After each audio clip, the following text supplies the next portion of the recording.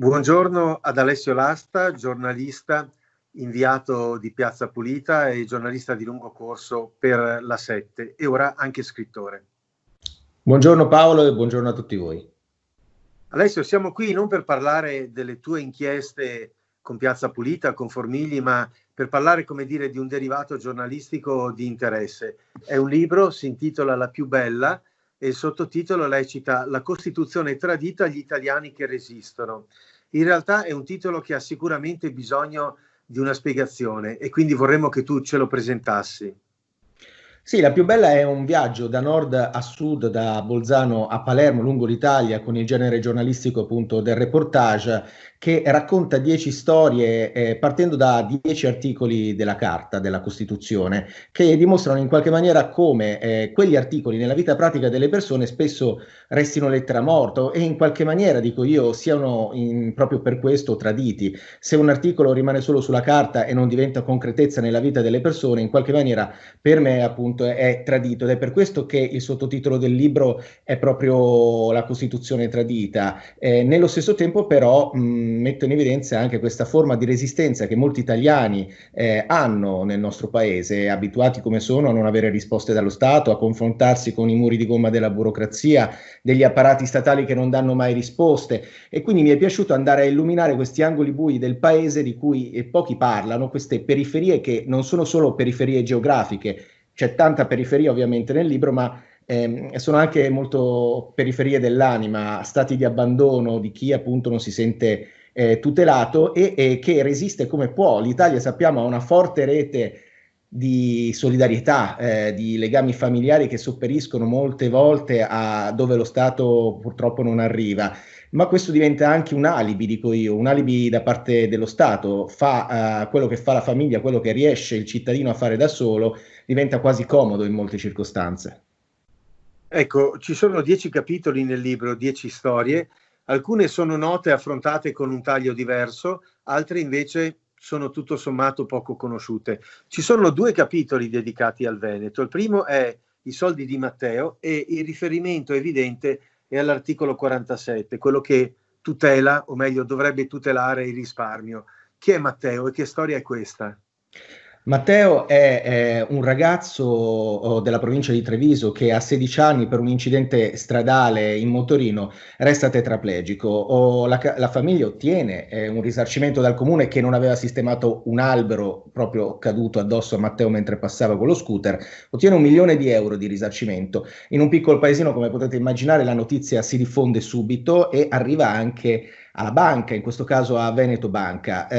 Il cosiddetto family banker arriva a casa della famiglia di Matteo e insieme ai genitori fa sottoscrivere loro le cosiddette azioni appunto non quotate, tanto famose ormai proprio perché parliamo del risparmio tradito e della vicenda Veneto Banca e Banca Popolare di Vicenza, cioè il più grosso crack bancario nella storia d'Italia che coinvolge 200.000 famiglie. Praticamente viene fatto compilare a questa famiglia un profilo di rischio che risulta alto, quindi propenso quindi a un forte investimento quando loro hanno appena la quinta elementare.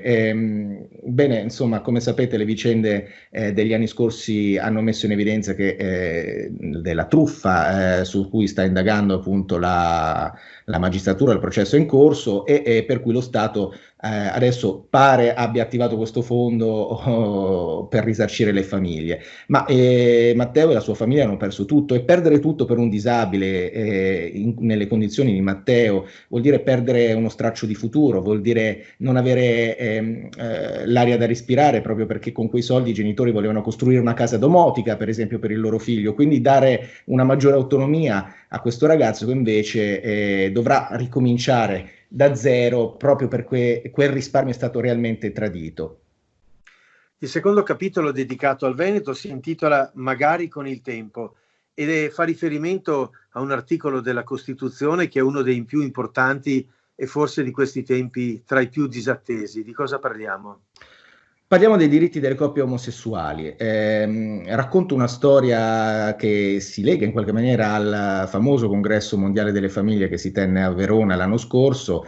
La storia di questa coppia di due ragazzi, uno diciamo così, a dire la verità uomo, che si innamora di quest'altro ragazzo molto più giovane di lui e si sposano in Spagna, tornano in Italia e iniziano a vivere quella che secondo loro era la normalità delle loro vite, una casa in periferia a Verona, nella campagna veneta, fino a quando fanno una passeggiata, proprio come può capitare a chiunque di noi ad agosto sotto l'arena e vengono fatto oggetto di insulti, minacce, spintoni, sberle, quindi una prima violenza che poi si reitera perché a questa violenza ne segue una molto, molto più grave, e cioè di notte una persona che ancora non si sa chi sia si cerca di introdursi nella loro casa gettando loro addosso della benzina, quindi in qualche maniera e incendiando o tentando quantomeno di incendiare la loro casa, lasciando svastiche, scritte omofobe. Ecco, di fronte a queste situazioni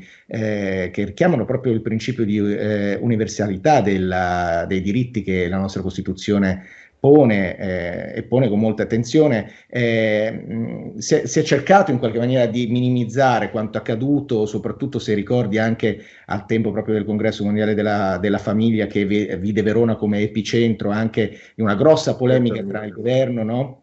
Una parte del governo che decise di non andarci e invece un'altra parte, Salvini e Meloni in particolare, che decisero invece di appoggiare questo tipo di protesta. Ci furono degli scontri anche a Verona, se ricordi, no? Ci furono appunto dei momenti di tensione. Insomma, raccontiamo queste storie di diritti perché a noi, a me, insomma, in qualche maniera sembra giusto riportare in tutto il libro, cioè questo riportare, far emergere proprio storie che magari passano nel dimenticatoio.